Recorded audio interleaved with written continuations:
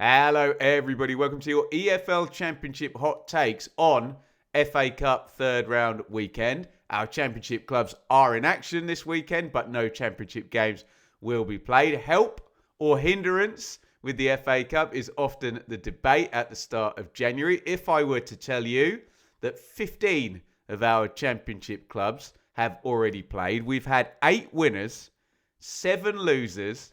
5 of those 7 losers are currently in the top 6 in the championship and in the thick of the promotion race. Read into that what you will. I'll immediately ask you guys in the comments about your club and their result. I'm sure if your club won, you'll be saying that was the right thing. If your club lost, you'll also be saying that's the right thing. Is there anyone in the comments whose club won and they thought it might be better if they lost, or whose club lost and they thought it might be better if they won? We'll find them, but let's deal with the winners first. And on Friday night, it was a pretty epic one, actually. For those of you who are going to argue in the comments, just get knocked out of the FA Cup. Concentrate on promotion. The prizes are too great. I'm sure even the most curmudgeonly of those people would have enjoyed Wrexham 3, Forest 3, and then Wrexham going on to win on penalties. They got themselves 3-1 up, actually. Kachache, Rathbone and Hyam. A couple of those goals, broadheads, fingerprints all over them. But, absolutely incredible goal by Hudson-Odoi in this one. And they get it back to 3-3 where he chests and volleys across the keeper. But Wrexham go on and take it on penalties. And I was really pleased for Okonkwo because which was the game we did a few weeks ago? Was it Wrexham-Swansea, where he absolutely throws one in at the end? And that's the life of a keeper, isn't it? You make one mistake, it results in a goal, and you can do nothing wrong for 5 games, and that's what everybody remembers. Look at me doing it right here, right now with poor old Okonkwo. By the same token, in a penalty shootout, it completely flips round. You can let all the penalties go past you and no one really says anything because it's a 0.77 chance of scoring, isn't it? However, if you save one, you're the hero, and Okonkwo was the Okonkwoing. Sorry, I can't believe I even tried that one. The all-conquering hero for Wrexham in this one, and they go through to round 4. You tell me, good or bad. We'll have that debate with all the winners, I guess. But they're in good form, Wrexham, aren't they? 4 for 4. Only club to do it. And we had some very triggered Watford fans when I said that. Obviously, Watford are 100%, but had their game postponed. So it is an objective fact that Wrexham are the only club who have won 4 championship games since Boxing Day. It's very hard to win 4 games when you've only played 3, isn't it? Strong 11 they went for, but some people will say, Ben, it's not 5 wins in a row because it was a draw at 90. I'd take that argument. But, it's tournament football and they've still won the tie, haven't they, and got through. Whether that will help or hinder them, 9th place Wrexham, 1 point off the playoffs, I don't know. Wrexham are, they're a different type of club, aren't they? And I think it will behoove them to have been on TV and spread the word even more. They kind of build in that way, Wrexham, don't they? And I think the razzmatazz of the FA Cup, and they will love, I tell you what, Wrexham would love a big draw at home against the Premier League team that can then go on a Friday night on the TV schedule again. So could be really good for them. Obviously, we'll be making the argument throughout this video when you actually look at the paucity of, there are no free weekends, just are there? So you're adding a 3-game week with every time you get through in the FA Cup. So you tell me. Stoke 1, Coventry 0. And we won't focus mainly on the losers here, but we'll start off because Coventry, of course, are our championship leaders. And Frank Lampard, not that he would say anything untoward, but was very clear in his post-match in saying, right, now the focus, 20 league games, get into the Premier League. And I'm sure, queue up Coventry fans, fine, don't care, get the job done. And to be honest, if I am going to take that argument from any set of fans, I'll take it from Coventry fans, because do you remember 23-24, and Ipswich actually really benefited from this in the promotion run. Coventry got all the way to the cup semi-final extra time. Did they lose on penalties in the end? I think they lost on pens in the end. It might have been like, I can't quite remember. Anyway, it's that heartbreaking offside VAR call where they could have got to the final, but it absolutely kills you in the league. I'm not suggesting any or all clubs that qualify for round 4 are automatically going to get as far as Coventry did, but that is a very good case study to say, if you're just going 3-game week, 3-game week, 3-game week, 3-game week, big emotional FA Cup ties in there as well, it can completely derail an EFL season, and that is exactly what Coventry do not want. No Rushworth in goal in this one. Does Thomas get one of his games suspended out? I don't know. I see no Van Evik. I see no De Silva. I see no Grimes, which is massive. And they started SA and Yang, so very much Coventry taking the 1B team friendly approach. They still could have won the game, but it's a worldie, isn't it? Cisse for Stoke. And look, if you're a Stoke side there in 8th, looking to build back momentum, I think they lose something like 7 in 10 before that. I think that's the right stat. I'm trying to get my head back in the game as we get back into Championship football this weekend. But in all comps, that is 3 wins in a row for Stoke and 3 clean sheets. Flipping it back to Coventry, as we do tend to do with the league leaders. Obviously, forgive me for focusing on the league leaders here. They have now failed to win 7 of the last 9 games. So I don't know what the plan is for Frank, whether they often try and go warm weather for a couple of days, but I'd imagine it'll at least have been some days off for players and some kind of break to basically bolt it down. Now, what are we? January, February, March, April, May. Full focus for Coventry for 5 months. Just knock out 1.7, 1.8 points per game, and you're probably in the Premier League. They're essentially 30 to 35 points, I would say, away from Premier League football across 20 games, So I get why Coventry fans will not be at all bothered and probably quite pleased that they've got knocked out. And Stoke fans, I guess, will be quite pleased, certainly with a brilliant winning goal and the fact that they're 3 for 3 with 3 clean sheets. We'll go to an all-championship game here. It's Bristol City 5, Watford 1, and take a bow Bristol City because I know they lost in between, didn't they? Yeah, they did. They lost 2-0 at Preston, but back-to-back 5-goal games at Ashton Gate. Can they do 3 in a row? Who do they play next at Ashton Gate?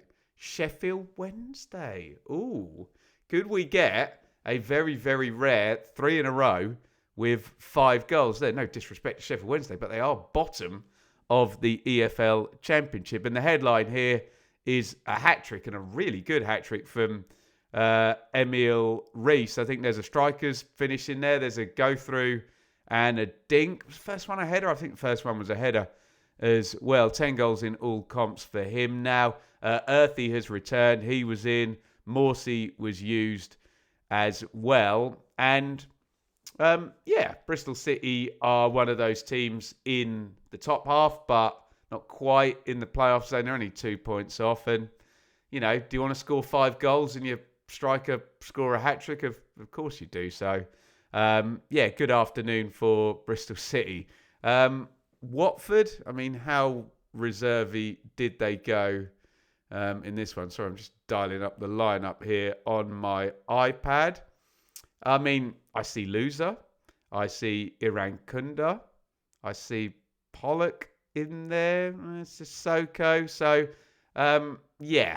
Look, Watford are in the top 6 on a very, very good run. They are 4 for 4. Obviously, last game got postponed, so that takes us back before Christmas. But, big chance, isn't it, this season? When you look at the top half of the table, you see Leicester in 12th, and then you scan your eyes down, you see Birmingham 14th, Southampton 15th, Sheffield United 16th. You'd be very pleased if you were a side like Watford in the top 6 so far ahead of those bunch. So hashtag concentrate on the league here. And I guess both fans will argue. Well, look, Watford fans they'll not be pleased to go and lose 5-1. And of course, there are Watford fans who have travelled. I mean, they'll just have been pleased to travel and see a game after what happened at Hull, won't they? You don't want to see your team go under 5, do you? But, concentrate on the league. And yeah, Bristol City fans will be happy enough, won't they? Ipswich 2, Blackpool 1. So, have Ipswich made a gigantic mistake here? Ipswich the only team in the top 6 not to get knocked out yesterday. I'm sure you'll all argue, Ben, Ipswich have just been relegated from the Premier League. They have a year 1 parachute payment and sold Amari Hutchison and Liam Delap for huge money. If anybody can cope with some 3-game weeks, then it's Ipswich. But it is just so hard, isn't it, to go through. And the other thing you've got to consider for Ipswich, and we'll cover this in more detail on Blue Monday tonight. Check that out actually on the Blue Monday YouTube channel. Ipswich also have that rescheduled game that just got cancelled against Pompey, start of February, if memory serves. So that's another 3-game week. And you're now adding another one in because you got through in the FA Cup. So it is going to be a crazy, ridiculous, busy schedule for Ipswich. 2-1 here against Blackpool. And look, it was a bit of a sense of a 1B team from McKenna. He said very much about Matasiwa. He's in a good rhythm. He basically said he sits in front of central defence and doesn't have to run round very much. But I think he was kind of sort of justifying the pick there. But I mean, look at some of the starters. Akpom gets the second game in the 9 back-to-back. Jack Clark gets tried out in the 10. Philogene starts. Kipray starts as well. So there's a few nailed-on starters. And then the likes of Greaves and Taylor, who are kind of fighting for their positions, given a go. Burns, then Johnson, Young, Palmer, who haven't been in the picture playing. And Philogene scores his statutory boring goal from the inside left position, whipping it in.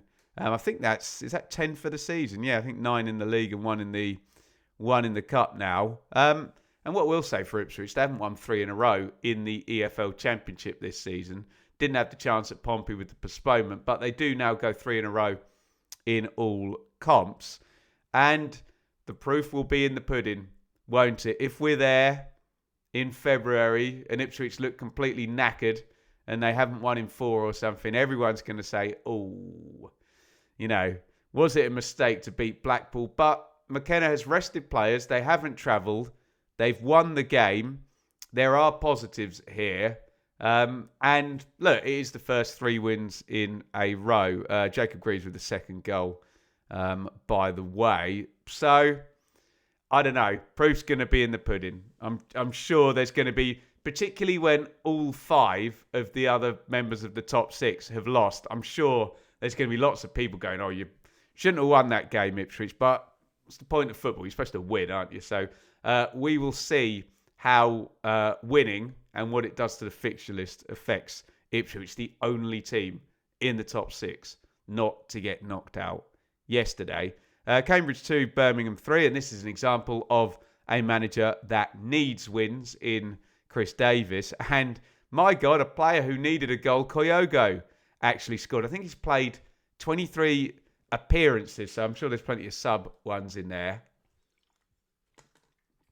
And not scored for Birmingham. So I was delighted to see him score at Cambridge, of course. Let's see if we can follow up with a championship goal. Wagner as well, left back. He's had a red-hot start, hasn't he? Assist in the first game, goal in the second game. I think it took deflection, didn't it? And Chris Davies is under pressure. He needs wins. Of course, it's a different remit there, isn't it? If you're a manager who's a little bit under the gun, you just go for it. And I mean, yeah, God, that's pretty much, he's put the first team out, hasn't he? And just gone, okay, let's not mess about here. And they got themselves 3-0 up, didn't mess about in the game. Duke's got the third. Bit of a nervy ending. Kai with 2 goals. But I think if you're a Birmingham fan, you'll take a cup run this season, given the poor run that Blues have been on. And look, if you're Chris Davies, it's a real no-win situation, isn't it? You had to, I think, put the strong team out, and you had to go and win at Cambridge, Neil Harris, and a League Two side there. Doncaster 2, Southampton 3. I mean, all I've just said, I suppose Tom Eckhart's a bit under pressure, and he did not go with the first 11. And, I mean, if you look that Matsuki and Bragg were 2 of the 3 goal scorers, Doncaster 3, Southampton 2. By the way, exactly the same actually as Birmingham. They were 3-0 up and a big scare in the second half. In fact, an even bigger scare in this one because there's a couple of big saves by the keeper whose name I'm already forgetting. I think it might have been his debut in goal, Daniel Peretz. He has arrived on loan, and that is his first start there. He made a couple of really good saves, actually. Doncaster putting Southampton under from set plays there. But, yeah, it's interesting. I mean, it is so unique to each club. I've just made all these arguments for Birmingham that, you know, it's a team that needs wins. You've got to go and put the first team out and get some momentum. Southampton didn't do that, but they did get the win. And what I will say is Cam Archer scoring a goal is no bad thing, isn't it? He's terribly highly rated and did really, really well, especially at Middlesbrough under Carrick. But he has not scored well in the Championship. 18 matches, only 6 starts to be fair, but 18 appearances, 2 goals. And he would have been in the conversation. Call out my mate Conor McGilligan, who in the pre-season on Sportsman Untitled, when I was on there, had him down for Golden Boot, and it's not a ridiculous shout from Connor, is it? But he's not turned up, has he? So I'm sure I'll get some Southampton fans who'll say, a bit of a nuisance that they've won, just need to pick up in the league here, not going to win the FA Cup anyway, what's the point, blah, blah, blah. But they've got through, and I think Archer scoring is maybe the number one positive, and I don't know, does the keeper come into the conversation? I know Saints have been in the market, haven't they? Maybe for a permanent change of keeper. So we'll see here. Is there a battle for the shirt there with Bazunu at Saints? 2 more. Cheltenham 0, Leicester 2. This was fairly work-a-day win. Looked pretty dominant here. Key players again rotated out for the Foxes. Daka and Mavididi. So again, like Archer, if you're looking to get a little bit of form and some goals into some high-ticket, expensive players, particularly in Mavididi, who we have a very, very high bar for, who absolutely nailed it, didn't he, in his last EFL Championship season. One of the best players in the league. However, as I scramble to give you the numbers, he got 19 goal contributions in the Championship last time. 13 goals, 6 assists. He currently has 3. And we are well over. I said we're 3 games over the halfway point. But my point stands that Mavididi should, and there's evidence that can be a top Championship performer, just hasn't done it this season for Leicester under Marti Cifuentes. But this win means they're 3 wins in 4 in all competitions. Leicester. Is it some kind of boost for Mavididi and for Cifuentes? I think this win does less harm for Leicester. Again, always mention it, but potentially they could have, they could wake up and have a few less points one day at some point during this season. That rumbles on, and maybe the cup is something to focus on to, build some leverage really for Marti Cifuentes and the fans, because he's not exactly won them over yet, hasn't he? Finally, I think this was Friday night as well, wasn't it? MK 1, Oxford 1, and they won it on penalties. Squeaked through from some comments I got yesterday on my video about Matt Bloomfield. That's actually the big noise. Big news at Oxford. But in this game, Donnelly got a start. He's now in paired up with Lancashire, who he presumably knows from Spurs. Lancashire got another goal. He's up to 7 for the season. We've spoken about the importance of having a striker scoring 10 goals or more to try and keep you in the league. But the big conversation with Oxford, and we did another video yesterday on this from the Linton Travel Tavern in very much Alan Partridge mode with me on the road yesterday talking Matt Bloomfield. So go and check out that video and let me know what you think about the hire. Oxford are through. I don't know. You tell me, nuisance or not, because there is one goal for Oxford here, and it's a tricky one. They have 22 points with 25 games played. They need to find themselves at probably another 24, 25 points to get out of Dodge, and Matt Bloomfield is going to be the man to do it. Let's talk about the losers. Those are our 8 winners. 7 losers. As I say, 5 of the top 6. We've already mentioned Coventry and Watford, who are 1st and 6th. Middlesbrough are 2nd. They went under 3-1 at Fulham, and they did play some stars in this one. Whittaker, Hackney, Morris, Malander. It's a pretty strong team they went with there. So I know Kim Hjelberg's not been there long. I don't know. Is that even a good way? It's so difficult to frame FA Cup because context is king, isn't it? It's what happens afterwards that tells you if what, is almost keeping some minutes in the legs of the players good, but then the extra fixtures not coming. I don't know. They took the lead. Hackney got the goal there, but they went under in the end. Preston got knocked out in a Northwest derby there. It was Ryan Lowe's return actually to Deepdale. Wigan got the win there with a deflected goal, which puts 4th place Preston out of the cup. 5th place Millwall got absolutely tonked at Burnley, and I'm sure they won't be remotely bothered. They are looking to get that fabled playoff finish that has eluded them since their return to the Championship back in 2017. It was Charlton 1, Chelsea 5. That got a bit loose, and Chelsea were always going to go for that with it being a new manager. Liam Rossini is Chelsea manager. Imagine that when we were covering him as Hull manager, sacked as Hull manager at the end of, probably unfairly, but at the end of Championship season 23-24. And it was Sheffield Wednesday 0, Brentford 2.